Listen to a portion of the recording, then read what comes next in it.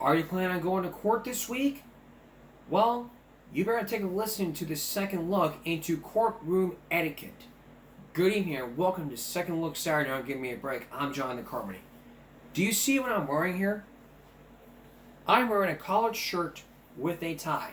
Short sleeve or long sleeve, it doesn't matter. This is how you should dress.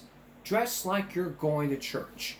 If you tuned in on Give Me a Break Friday, we showed you from a judge in Harris County to where somebody was wearing shorts, which was very, very inappropriate in a courtroom. When you come to court, you gotta dress like you're going to church. Dress appropriately, because going in shorts is never appropriate. This is not a day at the beach. So tonight, we're going to show you again some examples of what not to wear in court, and in just a moment, we're going to show you how you can prepare for court via some videos. So, let's talk about when you dress for court from Law by Mike. This was from years ago. Mistakes I see people make in court all the time. I can't tell you how many times I've seen people dressed like they just got out of bed. Wear a suit. Otherwise the judge will misjudge you. Think about it. This is your chance to put your face behind a case number. What do you want your first impression to be? Mistakes I see people make. And now here's some others. Don't ever wear this in court if you want to win your case. Number 1, shorts. Sir, can you please find longer pants? I don't need to see your upper thighs in my courtroom. Oh, I'm sorry. I didn't realize you didn't respect this much mobility. Look how low I can get in these. Sir, your legs are so pale, it's very distracting. We're fine, Your Honor. Number 2, shower caps or curlers. Can you explain to the court why you look like you just left a salon? Yeah, I forgot I had court today. I was in the middle of getting a perm. Can you take them out? Do you know how expensive it is for me to get my hair done? Is it about as expensive as all these unpaid speeding tickets? The salon was closed and my Groupon was going to expire. And number 3, please shower first. Oh my God, what's that awful smell? It smells like Mother Nature, right, my guy? It smells like B.O. and Funyuns. No way, spot on. When's the last time you took a bath, sir? Well, I've been living in a van for like 2 years, so 2 years? Does that mean case dismissed? Alright, I get it. Don't ever wear this to court if you want to win your case. Number 1, excessive piercings. I plead not guilty, Your Honor. Oh, wow, you're haunting to look at. Whatever. Didn't you have to go through a metal detector to get in here? I put a hex on the guard. Gosh. I don't think that's allowed. Ah! Number 2, clothes that don't fit. Sorry I'm late, Your Honor. Are you shrinking? No, this is my dad's suit. Well, it's too big. Get a smaller one. How's this? Whose suit is that? My son. Why don't you just get a suit that fits? Oh gosh, get him some air, quick! And number 3, please no man buns. Greetings, fellow constituents. Oh, great. What are you gonna do, sell me an Apple Watch? Oh, ha ha. You must be referring to my man bun. Ancient warriors would wear their hair like this as a sign of masculinity. That's great, buddy, but there's no ancient warriors here. I believe the jury may disagree. Your hair's dumb. Oh. Don't ever wear this to court if you want to win. Don't ever do this in court if you want to win your case. Number 1, yoga pants. Everyone breathe in and out. Ma'am, this is an official court proceeding, not a yoga studio. Wow, your energy is really harshing my vibe. And your unprofessionalism is harshing mine. I can't stretch in this. Including the truth. You're welcome. Number 2, sleeveless shirts. Sun's out, guns out. Am I right, boys? Sir, you know you're on trial for illegally carrying a weapon? I'll say. I don't have a license for these bad boys. Alright, case closed. Oh no, what happened to my arms? They are no longer bare. What's that? He didn't bear arms? Case closed. Number 3, ripped or torn jeans. What is up, San Bernardino County Courtroom 211? Are we ready to rock? No. Now we are. But Mike, I can't shred if I'm dressed like the guy that's dating my mom. Hate you. Your new stepdad hasn't had any trouble with the law, and now neither will you. Don't ever do this in court. Don't ever wear this to court if you want to win your case. Number 1, exercise fits. Oh yeah, bro, it's all about GTL. Gym, tan, lawsuit. These are serious charges. You should take this seriously. Whoa, bro, I am. I track my macros every day. Number 2, sagging pants. Pull up your pants. You look like a dummy. Your Honor, I have a PhD. Well, the jury won't get that impression. He's even wearing a belt. Why not tighten him higher? Yeah, when you see all that hanging out. I kind of like it. And number 3, wearing alcohol, but on your insides. You do realize you're being charged with public intoxication, right? Do you realize that you look like this guy? Me? Are you drunk right now? I've never drank and drunk in my life. All right. He's got to be guilty, right? Good kitty. Don't ever... He's drunk.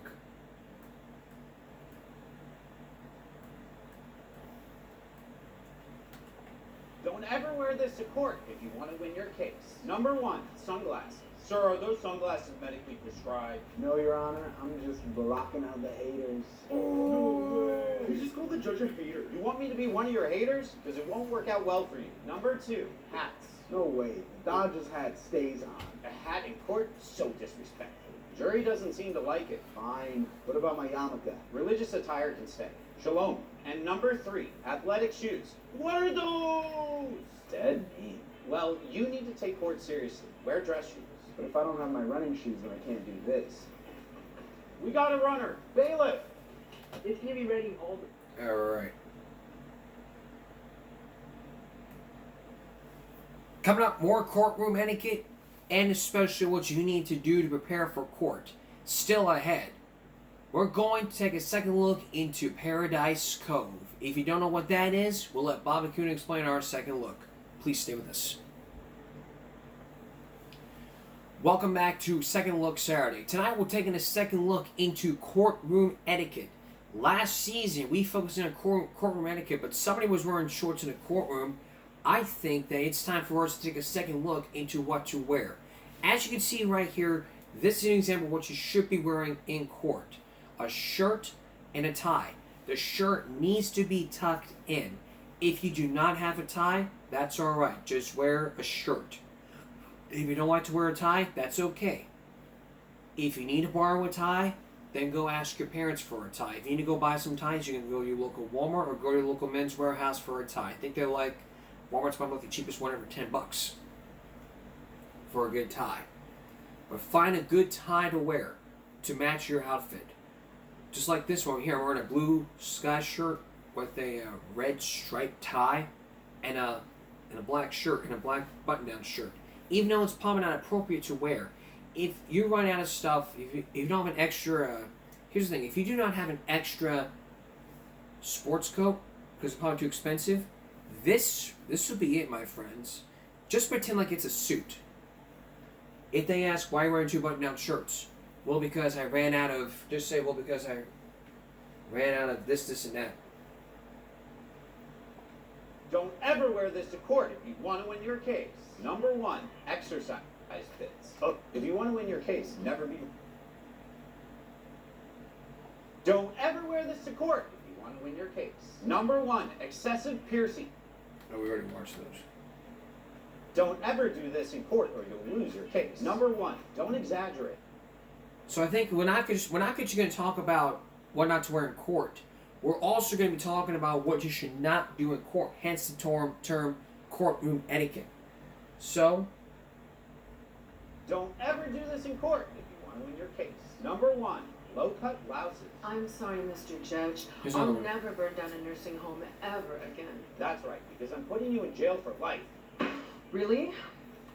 This isn't doing anything for you? Contrary to popular belief, batting your eyes and showing some skin will likely only land you in more hot water. Oh no, not more hot water. Number 2, jeans. Sorry there, Mr. Judge. I didn't mean to run my car into the charred remains of that nursing home there. There was maple syrup on the road, eh? I don't know what disgusts me more, your jeans in my court or free health care.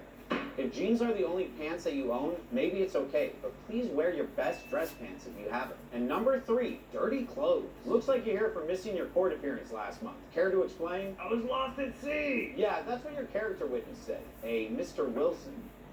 See? If you show up dirty or smelly, it may not look good for you. I'm back. Wilson, we're back. Wilson! Don't ever wear this to court if you want to win your case. Number 1, unkempt beards. Man, what's all over you? Barbecue sauce. It's a snack for Ada. Ugh, come on, man. There's a sink down the hall. Number 2, clothes showing illegal activity. How are we to believe you're innocent? Because I hate drugs and stealing. It couldn't have been me. You're literally wearing a shirt that says I heart drugs and stealing. I'm wearing it ironically. And number 3, too much cologne. As you can see, this surveillance footage completely exonerates me. I was in another state when the crime occurred. Oh, that's so strong. Getting lightheaded. What did he just say? I'm too focused on the smell. Probably nothing important, though. Oh, something about him being guilty. Well, Your Honor? Oh, God. Your Honor? Don't ever wear this to court if you want to win your... Don't ever do this in court or you'll lose your case. Number 1, don't exaggerate. Wouldn't you... Don't ever wear this to court if you want to win your case. Number 1, sunglasses. So don't ever wear this to court if you want to win your case. Number 1, exercise. If you want to win your...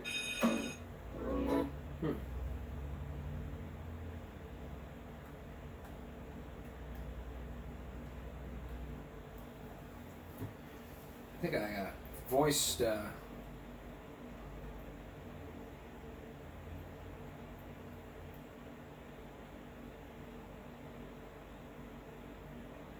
we go. I think we got it. Don't ever wear this to court. Number 1, pajamas. Court isn't supposed to be comfy. Come on, I wear this suit every day. You can wear one for a couple hours. Number 2, hats. The only team you should represent in court is Team Justice. What about me? An old-time journalist. I got to have my hat to report on this case. You've been dead for over 50 years. Just like print media.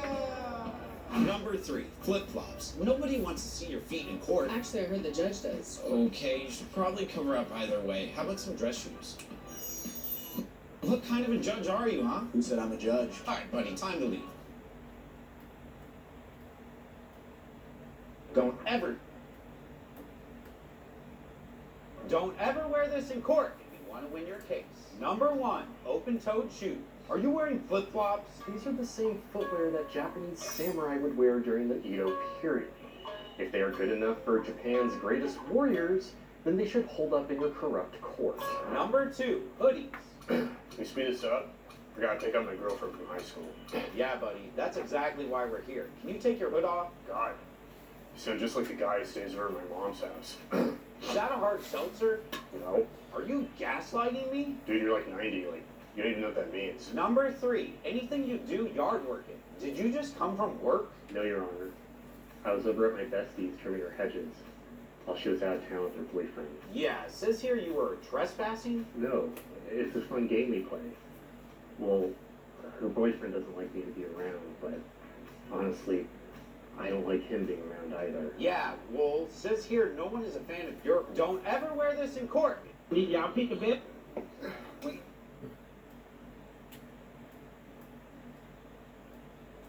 Is it a bad idea? Don't ever wear this to court if you want to win your case. Number 1, sunglasses. Don't ever wear this to court if you want to win your case. Number 1, unkempt beards.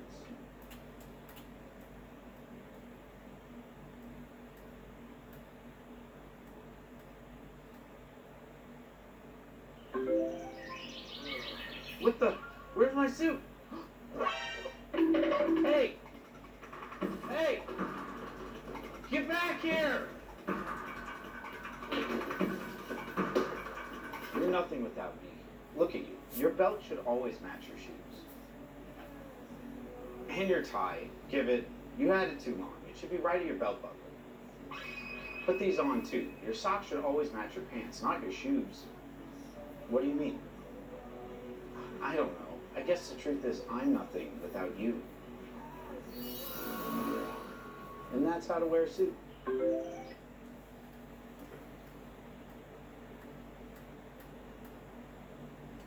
No, that... And that's what you cannot wear to court. And another thing here is hairstyles. The courtroom likes this hairstyle. Not like the emo Peter Parker shit. You know, let the hair down and all. Get a haircut before you go to court. That's what we did. That's the one not to wear part. Now, when we come back, the actual courtroom etiquette. Meaning what you cannot do when a lawyer's present and how to prepare for court. And later on, Paradise Cove. Please stay with us. Now that we've done with what not to wear to court and how to dress appropriately, let's focus on what you cannot do in court, from interrupting a third party to even exaggerating to interrupting a judge. Let's take a look at some examples from Law by Mike. Don't ever do this in front of a judge if you want to win your case. Number 1, interrupt the other party. Your Honor, my client was completely unaware of the defendant's business dealings. He was too aware. I called him every night. He never picked up, but I left a lot of voicemail. Counsel, this guy's got to chill. Wait until the judge asks you to speak, or wait until the other side finishes and asks for permission to speak. Number 2, planned speeches. These men of common harbor intentions my demise. No. Looks like the microphone can be used right now. Try No, again later. speak naturally. Planned speeches seem rehearsed. Trust your knowledge and be genuine in your responses. Methinks chicanery is afoot. His rejoinders bear the mark of rehearsal. 'Tis a cause, Mrs. Number 3, use profanity. How many timeshares did you sell before my client was aware that they were all in Nebraska? You mother piece of mother. I'm sorry, could you repeat the question? Don't ever do this in front of a judge if you want to win your case. Number 1, interrupt the other party. Your Honor, my client was completely unaware of the defendant's business dealings. He was too aware. I called him every night. He never picked up, but I left a lot of voicemail. Counsel, this guy's got to chill. Wait until the judge asks you to speak, or wait until the other side finishes and asks for permission to speak. Number 2, planned speeches. These men of commerce harbor intentions of my demise. Lo, 'twas thy hand that sanctioned their dominion, Tony. No, speak naturally. Planned speeches seem rehearsed. Trust your knowledge and be genuine in your responses. Methinks chicanery is afoot. His rejoinders bear the mark of rehearsal. 'Tis a cause for suspicion. Number 3, use profanity. How many timeshares did you sell before my client was aware that they were all in Nebraska? You mother piece of mother. I'm sorry. Wow. Don't ever do this in front of a judge if you want to win your case. Number 1, interrupt the other party. Your Honor, my client was completely Oh, fuck. That was the same one. Never do this in front of a judge if you want to win your case. Number 1, don't be late. Sorry, I'm late. How nice of you to finally join us, tardy Tony. What? Oh, that seems not Tony. Number 2, what's that girl? The defendant's in the well? The well is the area between your desk and the judge. If you go there without permission, well... Number 3, don't be afraid to ask. Are you familiar with your rights under the 5th and 6th Amendments? Yes? This isn't a test. You can ask if you're unsure. I was scared you'd call me a dum-dum. No, there's no dum-dums here. Counsel, please go over your client's rights with me. Thank you, Your Honor. My pleasure. Jeez, what a dumb... Never do this in front of a judge if you want to win your case. Don't ever wear this to court if you want to win your case. Number 1, excessive piercing. Don't ever wear this to court if you want to win your case. Number 1, excessive piercings. If you want to win your case, never do this in court. To start, never show up drunk.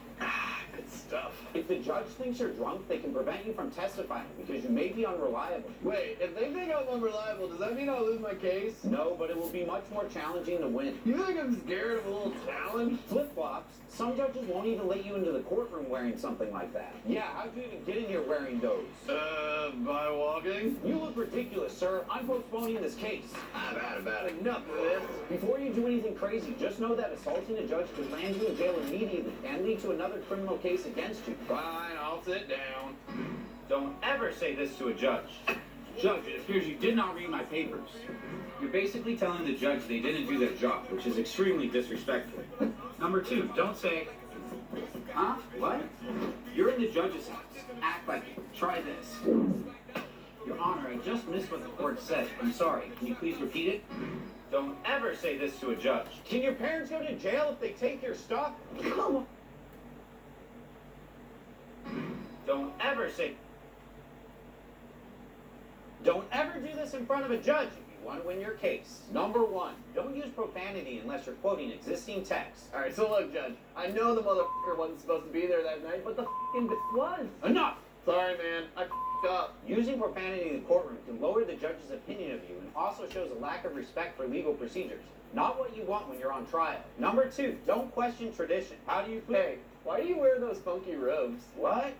Judges. Why do you always have those weird robes on? All long and wavy. They bring a sense of formality, anonymity, and solemnity to the courtroom. And hey, don't question tradition. Sorry. But yes, they're itchy. Number 3, let your attorney do the talking. Yo, for real? No cap? This trial is whack. Judge, you're kind of sus. And Come on, man. look, Judge, I know you think I'm guilty. Heck, I know I'm guilty. But between us, I only did what I did because I was so hungry. I just needed a little treat to get through the day. And that's on God, little bro. You're being accused of murder in the 1st degree. Don't ever do this in court if you want to win your case. Number 1, don't interrupt. Hold up, Judge, I'm gonna let you finish. But my lawyer had one of the best closing arguments of all time. All time. The judge. You know I can make things difficult for you, right? Whatever. Number 2, spit out the gum and get off the phone. If you don't take this seriously, why should he take you seriously? Well, you're seriously getting on my nerves, shoot boy. I want french fries. Are you drunk? There, officer, that problem? Number 3, obviously don't ever be drunk or high. I'm gonna have to hold your client in contempt of court. Yeah, no, that's fair. Take him away. Don't ever do this in court if you want to win your case. That's courtroom etiquette right there. Don't ever show up drunk, don't interrupt the judge, and don't ever use profanity. Now that we looked at it from a lawyer's perspective, let's get you prepared for juvenile court. Because, let's face it, you're getting ready for juvenile court and you have no idea what the hell to do. So tonight, we're going to help you out again. Because a lot of you don't understand how to enter a courtroom, how to dress or wear. By these examples, by looking at these examples, you already know firsthand. So if you're wearing what you're wearing to church, like a suit and tie, that means you're wearing that to church. If you don't have, like I said before, if you don't have a tie, just wear a button-down shirt. It has to be tucked in. It cannot be untucked. It needs to be tucked in. I was in court once before, and I knew the etiquette. If I know how to be a firewall person at McDonald's, then I know how to dress for court. If I know all the country songs from a guitar, then I know how to dress for court. But I know how to prepare for court, whether it's a regular court, a trial, or a juvenile court. Take a look.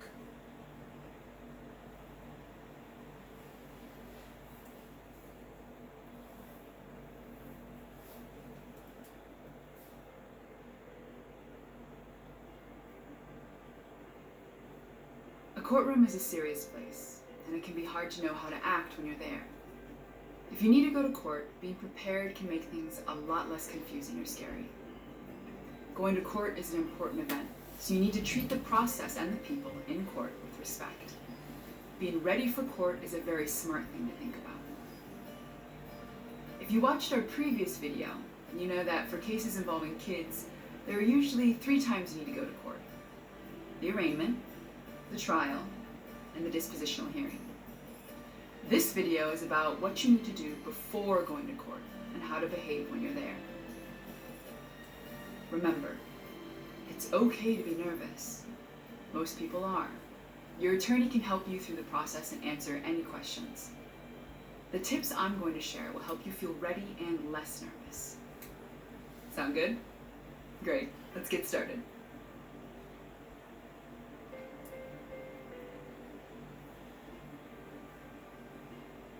It's really important to be on time for your hearing. Try to visit the courthouse a few days before your hearing so you know your way around and can avoid any surprises that would make you late. Here's what you can do before your court date to be prepared. If you're driving, find a place to park that's close to the courthouse. Walk from your car or the bus stop to the courthouse. Know how long it takes to get there. If possible, go inside the courthouse and find the room where your hearing will be held so you know exactly where it is. Make sure you know how long it takes to get to the courthouse and arrive in your courtroom. Give yourself extra time on the day of your hearing so you're there on time.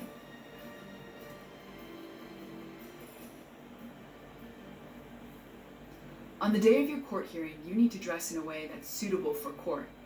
Be sure that you wear a clean, neat outfit. Choose clothes that you might wear to an important family event, such as a wedding or to your place of worship, for example. Long pants, modest skirts, and shirts with no words or pictures are all good choices. People in court are expected to follow certain rules and act in a mature way. On the day of your hearings, keep these things in mind. The noise from cell phones is distracting to the judge and other people in the courtroom, so turn off your cell phone when you enter. If you like to chew gum, be sure to throw your gum away before your hearing. Eat before or after your hearing. It's not appropriate to eat in a courtroom, so make sure you're not hungry.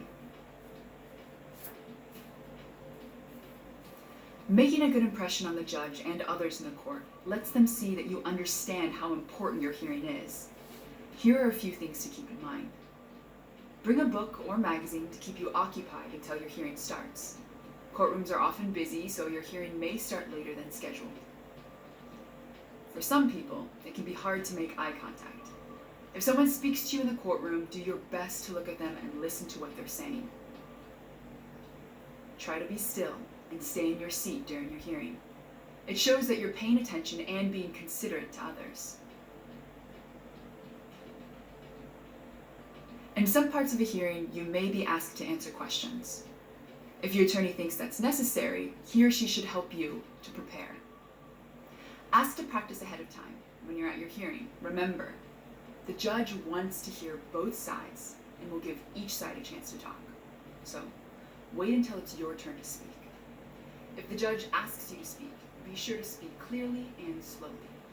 Your attorney will do most of the talking for you, but you may have to answer some questions. Talk with your attorney about whether you should tell your story. If your attorney wants you to tell your story in court, make sure that you and your attorney meet before the hearing to prepare, so your attorney can help you to know what to say. As mentioned earlier, you want to make a good impression on the judge.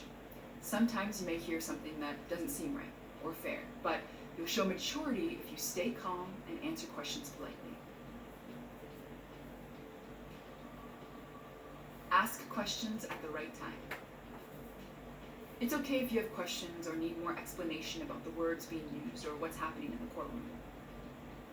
If you're confused or think it's important to ask your attorney a question during a hearing, quietly let your attorney know, or pass him or her a note. If the judge asks you if you understand what's going on, make sure that you tell the judge if you do not understand. It's okay to ask questions then too. You can also talk to your attorney before or after a hearing.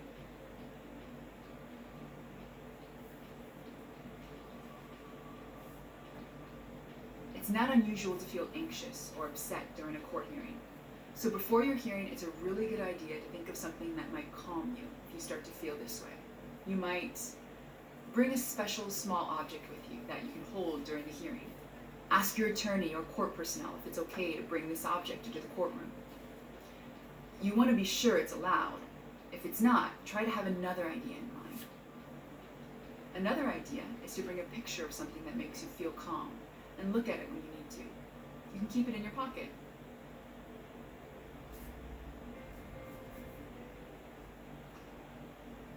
If you feel like you need a break, tell your attorney. He or she will know when the time is right, or be able to request a break for you. If you sometimes have trouble telling people that you need to take a break, you can make a different plan before you go into the courtroom. For example, you could have a card to show your attorney, the judge, or court personnel saying that you need a break or are feeling anxious. Once you tell someone, the judge may give you some time to relax, collect your thoughts, or talk with your attorney. Being prepared for court hearings is important because the decision about your case can have a big effect on you and your life. But if you understand your rights in the court process and you act with courtesy and respect, you're more likely to have an experience that you understand. Thanks for watching. So now that you understand all about this, it's very important for you to understand that you have to take court very seriously. And what I'm running right now is an example of what you got to do to take this very seriously. And if you don't take court very seriously by wearing shorts and flops, it's not a day at the beach. It's not bedtime. You need to be taking court very seriously, take all these allegations very seriously. And if you don't, that's your choice. Dress to impress. You want to tell a jury, like you want to dress nicely. The judge will look at you and go, hey, these people are nice. Dress appropriately and dress nice. That way, you can convince the judge and the jury, hey, you know, I'm innocent. Don't just say that.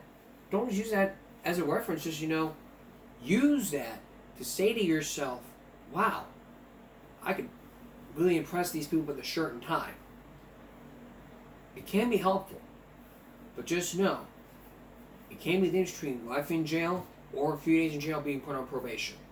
When we return, we're going to Paradise Cove. Imagine being woken up by a loud noise, and yet you're dragged out of your room and sent to a country with no running water, no TV, and no privacy. Bob McEwen on Paradise Cove when we come back. Stay with us. Welcome back. Picture this case scenario. You're in bed. As a parent, you're trying your best. You're trying your best to get your child up front, to make him or her feel better. I mean, not feel better, to do better. So your child is bad in school, does drugs, drinks, whatever. But then you go to the principal's office and say he's suspended or expelled. Now imagine as a parent, you and your relative are sitting down and going, okay, what do we do now? So you go through brochures that the school sends you, and you are thinking or you go online thinking, how can I help my child? And you think to yourself, this is a great place to go. You contact the people there, you look at the brochure, and then what you do is say, if this is going to be a last resort for my child, then this is going to be a last resort for my child. I'm at my breaking point here. So, now the second case scenario. Your child, you woke up to people screaming and running down the hallways to your child's bedroom, dragging him to the car from the airport and into a place where there's no running water, no TV, and no privacy. It's called Paradise Cove. As we first showed you a couple of seasons or last season ago, it's a place where you do not want to be if you are hooked on drugs or alcohol. So the question is, does it work? Or is it safe? Or a little both? Here's Bob McEwen with our second look. Daddy! Happy birthday to you. Thank you for that lovely singing. It can happen anytime. Hey. For David Van Blarigan, it was just after his father's birthday party.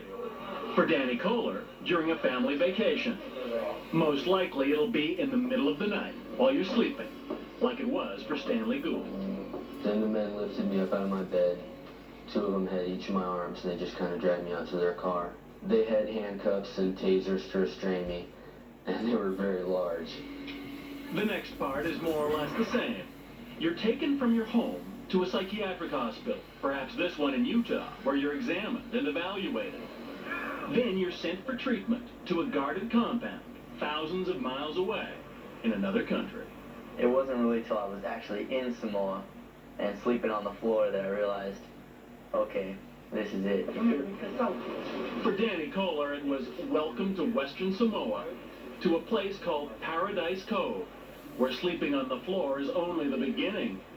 This home video shows the Spartan conditions that Paradise Cove brags about. Hot, humid weather, bad food, big bugs, no TV and no privacy. Usually it's months before you're allowed even one short phone call back to the U.S. Was there a point at which you said, I just want to get out of here. I want to go home? Oh yeah, all the time. I wanted to leave that place. This is what is broadly known as an emotional growth program, a place that takes troubled teens and tries to mold their behavior. What I found in my experience with kids working with 20 years, 5,000 kids, is very few of them change because someone sit down and had a talk with them. Bob Litchfield founded Paradise Cove in 1994. He's now a consultant to that program and to several others that deal with problem kids. You were talking about more than the run-of-the-mill problems of adolescence, more than just a little teenage rebellion. Exactly. Maybe they've tried counseling, they've tried different options, and nothing seems to be working. And so, which is precisely how the Kohlers felt 3 years ago. Our family was falling apart over it. Their son Danny was then in the 10th grade, using and dealing drugs at this upscale high school near San Diego. How old were you? 15, 16. And what drugs? All of them.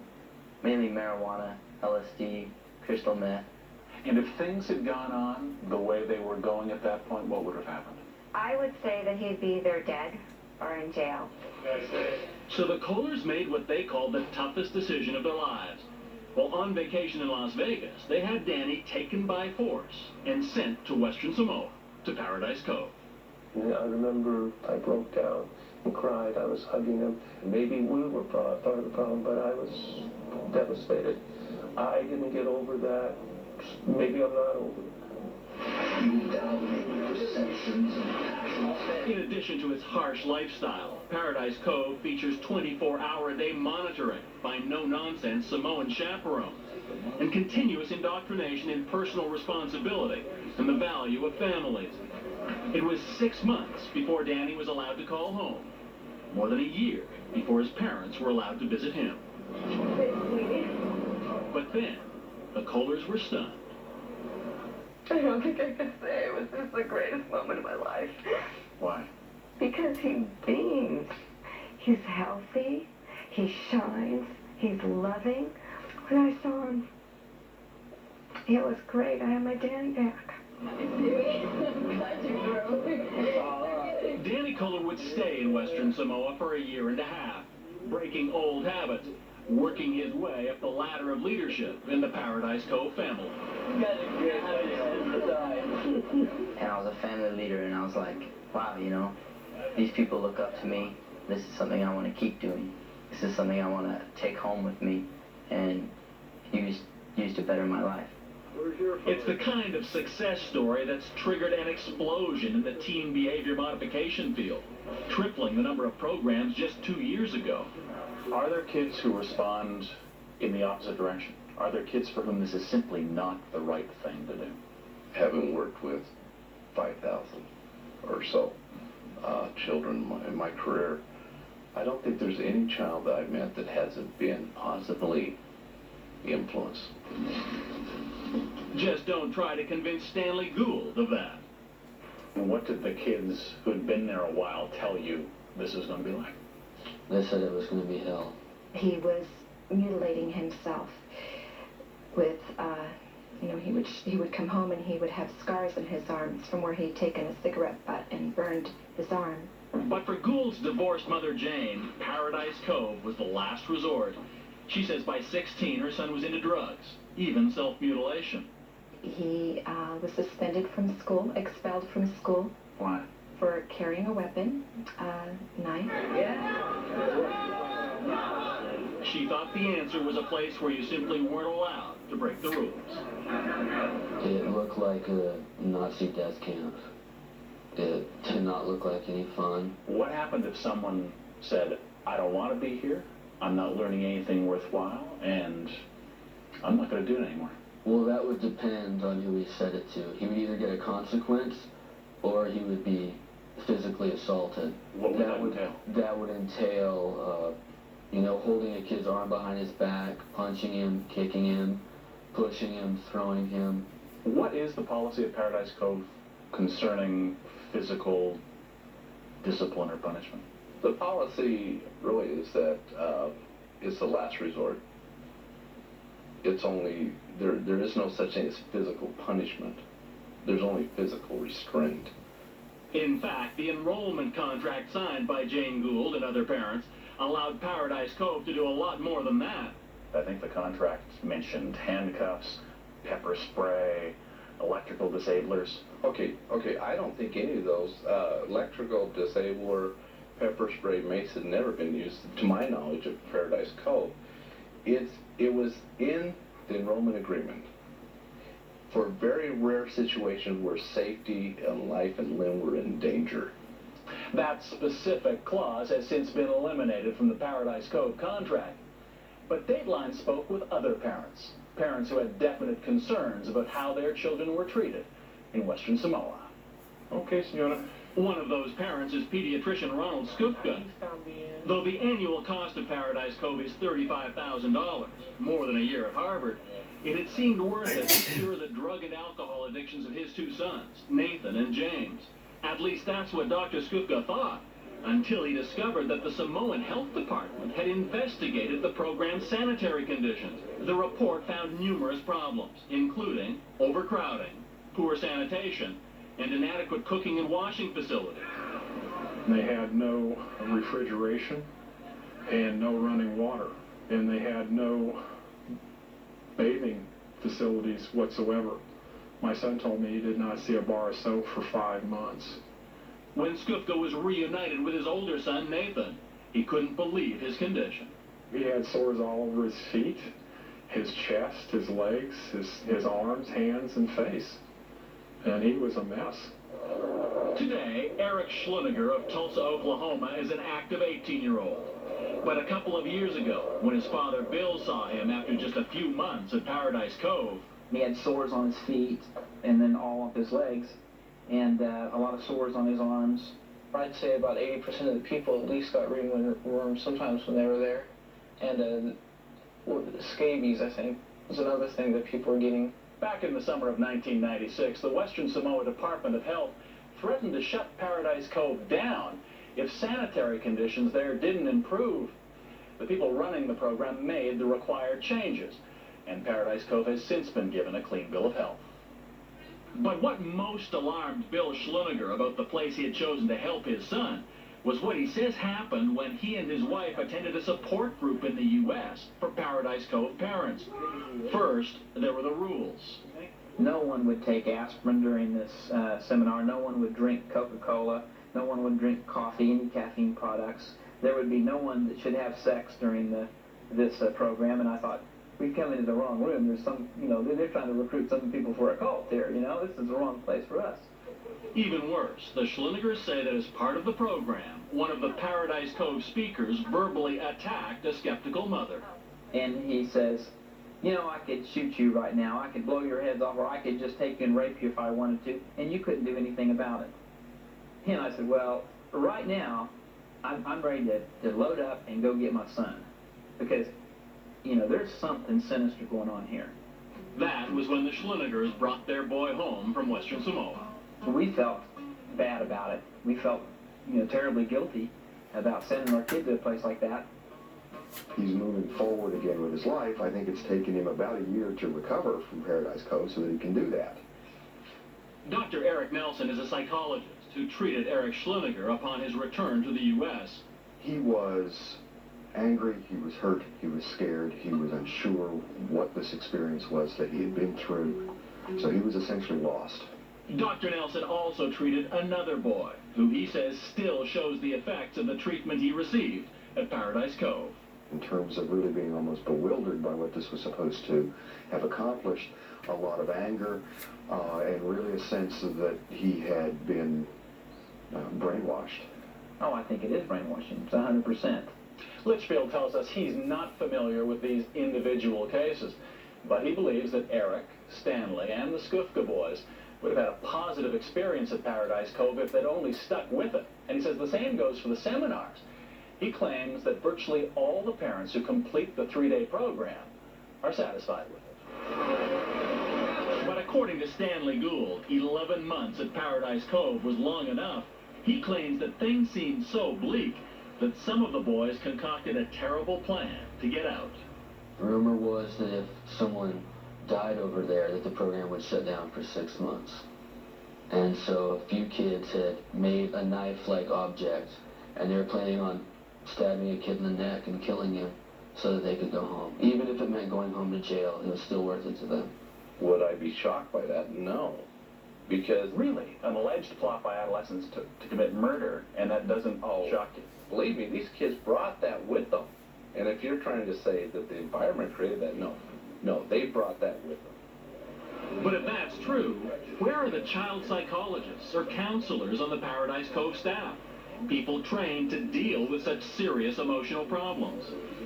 Now, if you read the brochures for Paradise Cove, what isn't there is any discussion of the experience or the expertise or the credentials or the academic qualifications of the people who are teaching these kids. Why is that? We hire people with good youth leadership. I have some talent working with youth. I think I'm talented working with youth, but I don't have a, quote, college degree in that area. And so I personally don't believe it's necessary. But when you're dealing with troubled kids, and seriously troubled kids, as you describe them, is it not necessary to have someone who knows about that in academic detail? They change because of the experiences in their lives. And so that's what we're after, an experience, not a counseling type of situation. Whether that's the type of shakeup that will help them in the long run or not, it can be questionable in some ways. Dr. Eric Nelson and other psychologists tell us that counseling is what most troubled teens need. The more punitive types of programs, the ones that are run like penal colonies or like prisoners of war camps, are more likely either to create a lot of anger and rebellion in the child that emerges when he or she returns home, or, if I may put it this way, breaks the spirit of the child so that creativity and spontaneity and a real motivation toward the future can be lost. Bob Litchfield has provided Dateline with testimonials from dozens of happy parents. And he tells us that a recent internal survey shows that 96.6% of the parents whose children complete the program are satisfied with it. But Litchfield also acknowledges that for a variety of reasons, 60% of the teens who start never finish the program. And he has no follow-up studies on any of the students as to how they do after they leave Paradise Cove. And there's another question. Remember the psychiatric hospital in Utah, where kids like Stanley Gould and Danny Kohler were examined and evaluated to medically determine if they should be sent to an emotional growth facility like Paradise Cove? Well, last year, the state health department investigated that hospital, officially called the Brightway Adolescent Hospital. Authorities found that those medical evaluations were really just form letters. Stanley and 14 other patients they investigated got exactly the same one, and that the treatment had been predetermined and paid for before the examination even took place. A package deal that included the abduction, transportation, and confinement at Paradise Cove. And whose company did we discover was running that psychiatric hospital? And really, Bob Litchfield's. Let me clarify Brightway. Brightway is probably the program I had the least amount of involvement in. Managed by your company, however. Well, according to the Director of Licensing for the State Health Department, managed by your company. We don't own it, but we do a management contract with it. Okay. Litchfield later told us that the patient evaluations appeared to be form letters because the treatment plans are on computers, and because most of the diagnoses are very similar. Since we spoke to Litchfield, his company's contract to manage Brightway Adolescent Hospital was terminated. The state of Utah temporarily revoked the hospital's standard health license, and the owners of the hospital plan to reopen under different management. She's an actress. But in San Diego, at the home of the Kohler family, they consider Danny's experience at Paradise Cove a terrific success. They say without it, he might well be dead instead of on his way to college. When you came home, how different do you think you were from when you left? Oh, I know I'm different. I have some goals for myself. I have a life ahead of me. But Stanley Gould, the Skufka boys, and Eric Schluniger say they had a different experience. Nathan Skufka has completed a 12-step program and is now working. His younger brother James has battled with drugs, but hopes to graduate from high school. Eric is out of school and working too. Bob Litchfield says the program probably would have worked for these boys had they only given it more time. When you're the best in the business, you're under the most amount of look and monitoring. Some people are going to perceive this in a very bad way. Other people are going to perceive this as saving kids' lives. As for Stanley Gould, he says he's no longer getting into trouble. He's now enrolled in a community college, studying to be a psychiatrist. His mom credits the program in Samoa with saving his life. His dad, with whom he lives, disagrees. He says his son is doing fine now in spite of Paradise Cove. Sitting here now, Stanley, do you believe in some way, as unpleasant as it might have been, you're a better person because you did that? As better as I would have been going through Vietnam. The United States has no laws to protect American children in overseas programs, but at the request of the State Department, Samoan authorities have opened an investigation into Paradise Cove and 2 other similar programs for American teens. If we gotta help out teens, we gotta help out teens in either way, shape, or form. Since the story was there was another one that was featured on 48 Hours. We'll have that for you come up next week. Next, his parents claimed he was a thief and a liar. But for most parents, a solution for dealing with it would be unthinkable. Ann Curry with a family feud and the second look. Please stay with us. If there's one rule at the heart of family life, it's this. No matter what happens, every family member should stick together. But most of us feel we can't trust our families, then who can we trust? This is part of our next story about a blood family that's worked together. As we first showed you this in 2020, November 2022, this family was torn apart with lies and secrets. Here's Ann Curry with our second look.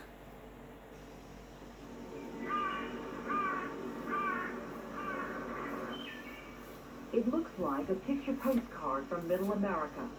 A tranquil place where you might expect family values are still prized. But underneath the pretty pictures lies another story that tests the most profound human relationships. It pits a son against a mother against a grandmother, and parents against the state. It all began with a parent's fear that their teenager was spinning out of control. That's what I always heard. We can't trust you, we don't trust you. The lying and manipulating he was so good at it. Diane Weber, a parent in Omaha, Nebraska, says raising a teenager forced her to act like a prison guard. The scariest stuff was the razor blades and pocket knives. She says her son Dan was always so untrustworthy that she was reduced to frisking him. You're giving him a search before he goes to school, periodically.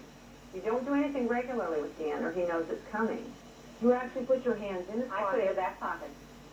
As he was trying to head out the door. Before he went out the door to the bus.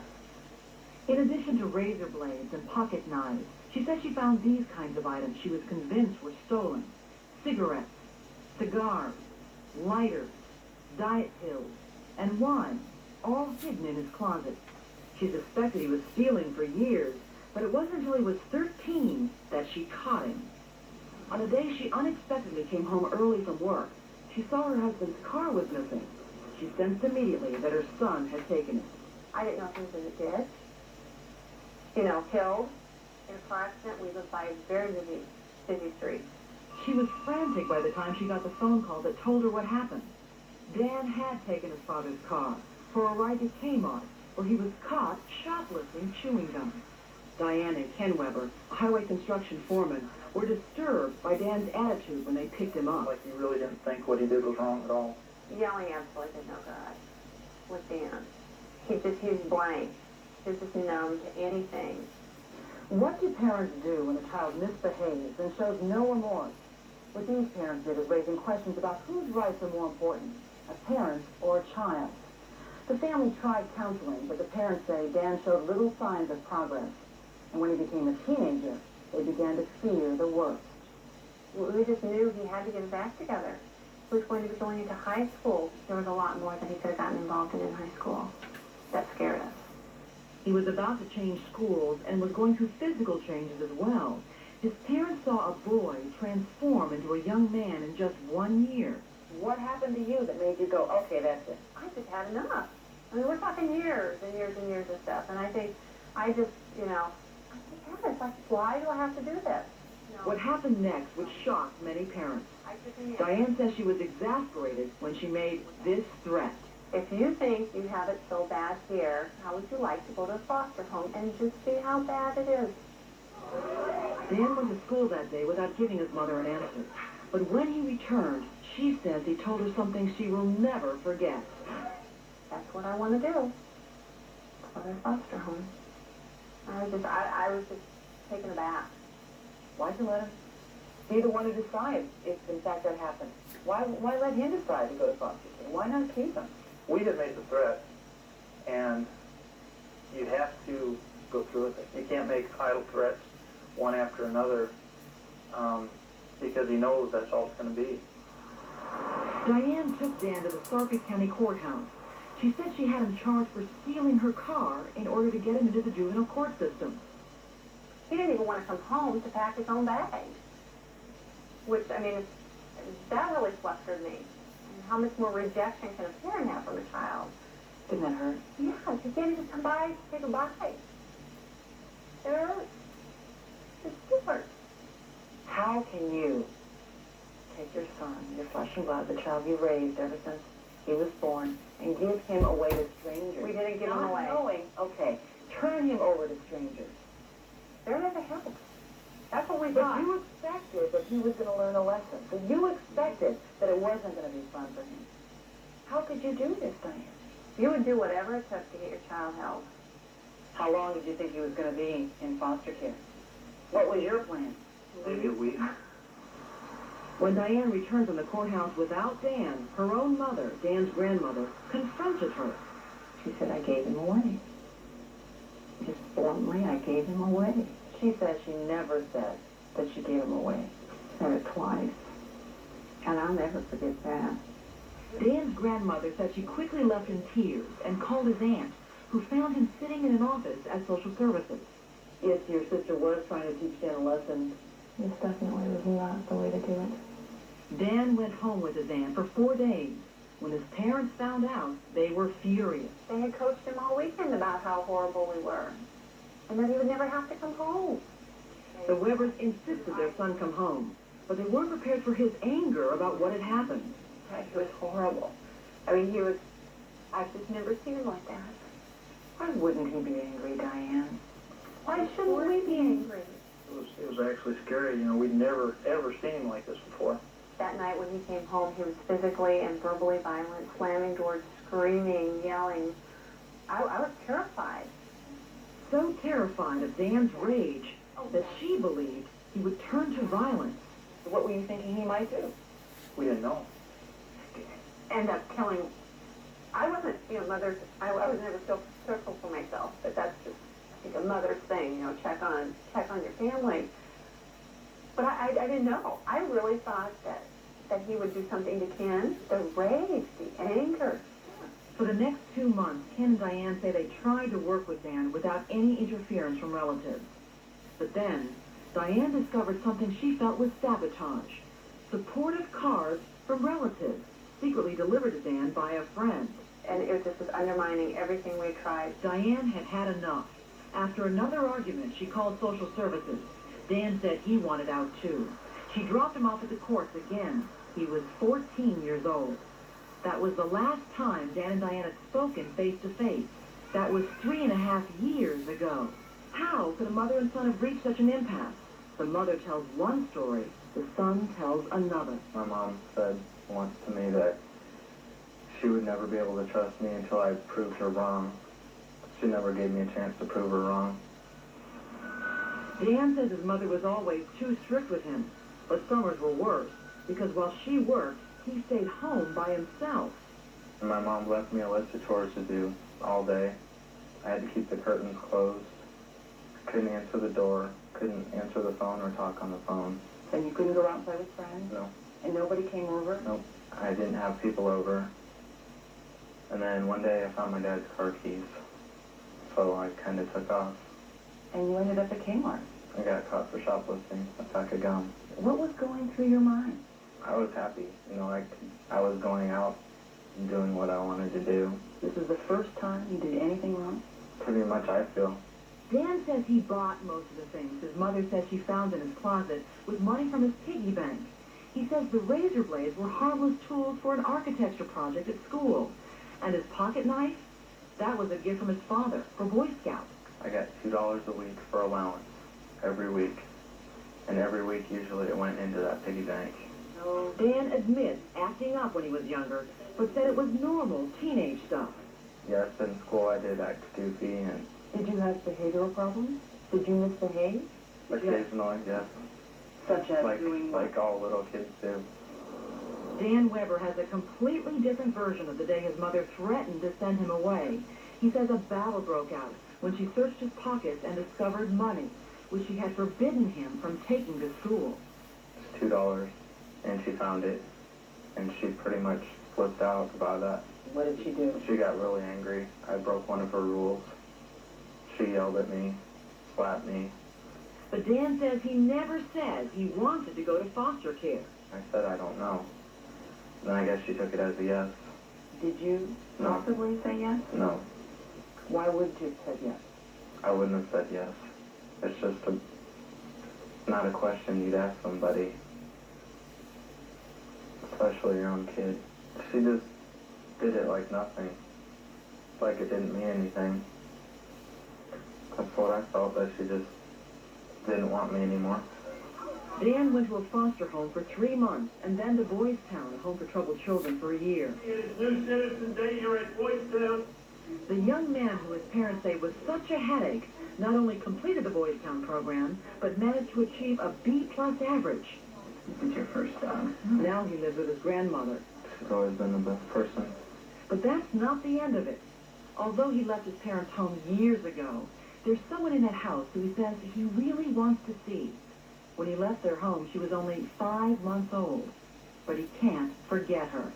He had a picture on his dresser, and everybody knew that that was his sister. His house parents at Boys Town remember Dan's fondness for his sister. You know, Halloween, I wonder what she's going to go as for Halloween or Christmas. There you go. Megan Weber is now 4 years old. She even has a little sister, almost 2, who Dan has never seen or met. Dan asked the court to allow him visitation with Megan, and the court ordered it. 1 hour a month supervised. But the Webers appealed the order. What are you so scared of? What's he gonna do? What's the worst? 1 hour could lead to unsupervised visitation. Then would Megan not come home one day? Would we find her in a ditch? This kid is dangerous. Why do you want to see your little sister bad enough to sue your parents? She's my sister. I mean, she's my family. I haven't had any brothers or sisters all my life. And then finally, when I have a sister, 5 months later, all this happens. Some people watching this might think that you're only pursuing this, trying to see Megan, because you want to get back at your parents. I really don't care what my parents do right now. They've started their new life, and I'm starting mine. Is Dan Weber a dangerous young man, or is he just a normal teenage boy who made some mistakes while trying to grow up? Why did you take him, Daddy? Oh, I love him. His grandmother is just one of half a dozen people who told us Dan has never been a problem. Dan never acted up. Even though he dropped out of school, he's studying to get his high school equivalency diploma, and he's working full-time at a hotel laundry service. He gave me no reason not to trust him. The deputy county attorney agreed. He was being a very good kid. He was following the rules. He'd been participating in therapy. He'd been doing everything the court had asked of him. This may all be true, but kids have been known to act one way in public and another way with their parents. But could Diane Weber be right about her son? Are there secrets locked in this family's past that can explain what happened to this mother and son? Somebody's lying here, I know. Diane.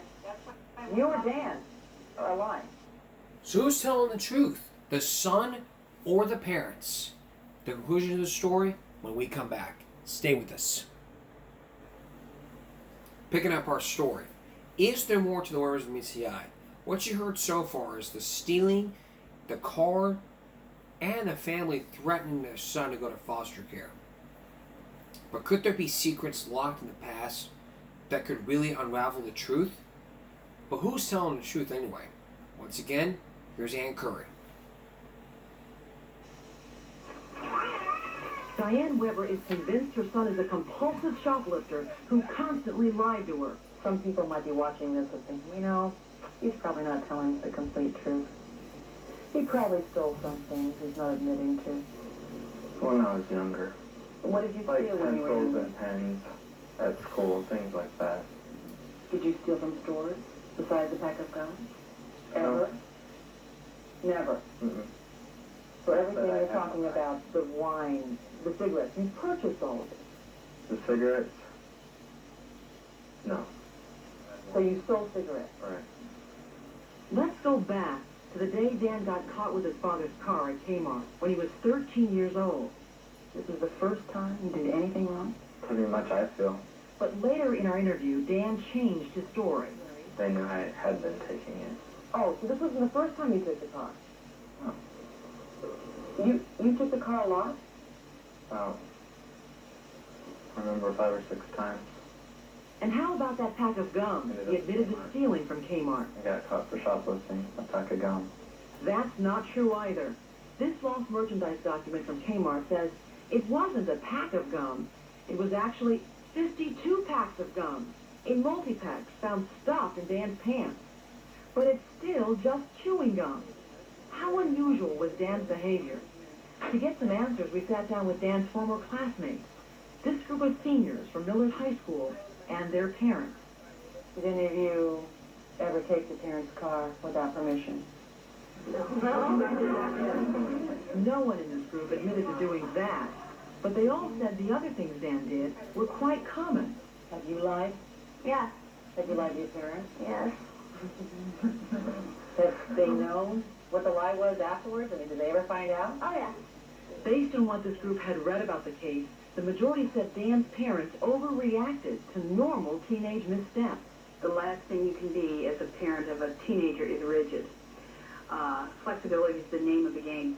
Maybe Dan's behavior was getting out of control in his parents' eyes, and maybe they did just want to scare him by sending him to foster care temporarily. That still doesn't explain how they got to this point. Parents and a child not communicating for 3.5 years. You have stolen a couple of things from stores. You think that justifies what your mother did? No. I know people have done a lot worse, and their parents don't just throw them away. This wasn't the first time Dan felt his parents had given up on him. When you were very young, did you get a lot of attention? Hugs? Kisses? Not really. You can't remember a single hug? From either parent? No. His story is remarkably similar to the way his mother remembers her own childhood. The word love was never mentioned in my household, and I never got a hug as far as I know. I mean, I have no recollection of any of that. Diane says there was not enough love in your home for her. She didn't get hugs. She didn't get kisses. She felt she wasn't loved. Diane had a hard time receiving love. You hugged her, you kissed her, she just didn't receive it? She was kind of untouchable. Don't touch me, leave me alone type of a person. Prickly pear. What really happened between Diane and Dan?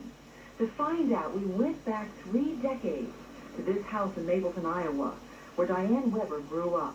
She was one of 5 children raised by a young divorced mother. Her mother says back then, Diane was the one getting into all the trouble. She got uncontrollable. Uncontrollable, you said. The same word she uses to describe Dan. She was. She actually described you as being a troubled kid. She was my trouble. No, I didn't have any problems. But Diane admits she wasn't perfect. When she was 15 years old, she got pregnant. She was an unmarried sophomore in high school when she and Ken had Dan. You broke the biggest rule that there is, really, for a teenage girl. Tell her, buddy, it only takes one time. Diane says her mother was not supportive of her pregnancy, but Agnes insists she did help Diane. I was in the delivery room with her, holding her hand while she was having the baby. She may have been in the delivery room, Diane says, but only to make her daughter feel worse. While I'm being stitched up after the episiotomy, which I didn't even know what an episiotomy was, just put a couple extra stitches in there so this doesn't happen again. So, supportive? I don't think so. Oh, my goodness. She said a number of things that she says you said. Oh, no. None of that's true. See, that's another history Diane has. Way back when she was just a little kindergartner, she would make up stories. And Diane was a habitual liar from the time she was little. Relatives have to say something. I mean, they have to say something to make us, to discredit us. The more we looked into this story, the more confusing things got. From 3 generations of family members, we heard charges and countercharges. We heard graphic stories of brutal beatings, all vigorously denied by those accused, it became almost impossible to figure out the truth about the Webbers. But 3 years of abandonment. The deputy county attorney has this theory about what happened with the family. What the parents have said on the record is their child is dangerous. What the nuances of this case and the undercurrents indicate is that Mrs. Weber is so angry at her family that because he has had contact with them, she's basically disowned her son.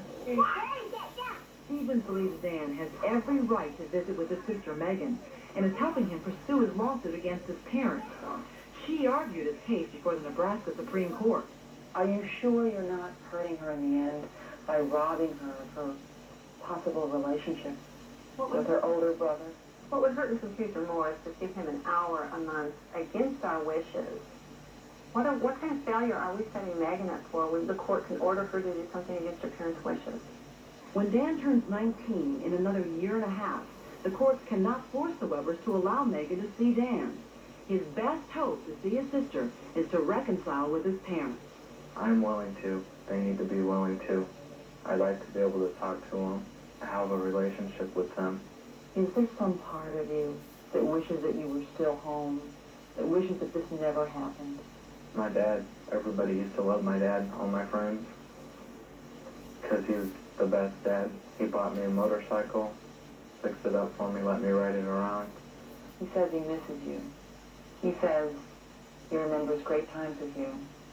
Well, we had a lot of good times together. And he wishes he could have you back in his life again. Yeah. Do you want him back? If I knew he was well, yes. But at this point, I don't know that. You know, we did have a lot of good times growing up, but we also had a few times where he would look me straight in the eye and lie to me over and over and over again. In fact, Ken and Diane say if the law would allow them, they would terminate their parental rights. We've tried that. Why give up your parental rights? At least it would get us and our kids out of court. If we don't... But the Nebraska Department of Social Services won't let them do that. If you as a parent decide to have children, you do have a responsibility to care for those children. And as long as you can care for them, you need to be a part of that process. Come around. But for now, the Webbers say they no longer want to be part of that process. Even though their son hasn't committed any serious crimes, they feel it was just a matter of time. Those are the things that we tried to avoid by getting him the help when we did. We didn't want to get to that point. We didn't want to have him end up in jail for the rest of his life. What does it say about your family that you can talk about this with me in front of millions of people, but you can't talk about it with your own mother? Some people in my family are stubborn. Have you thought about how to prevent this from happening to your kids? Sure. I'd let them have their freedom. You know, every kid makes mistakes. And they learn from their own mistakes. Now, after this story aired, there was a lot I had to say. So, it was hard to find the truth, but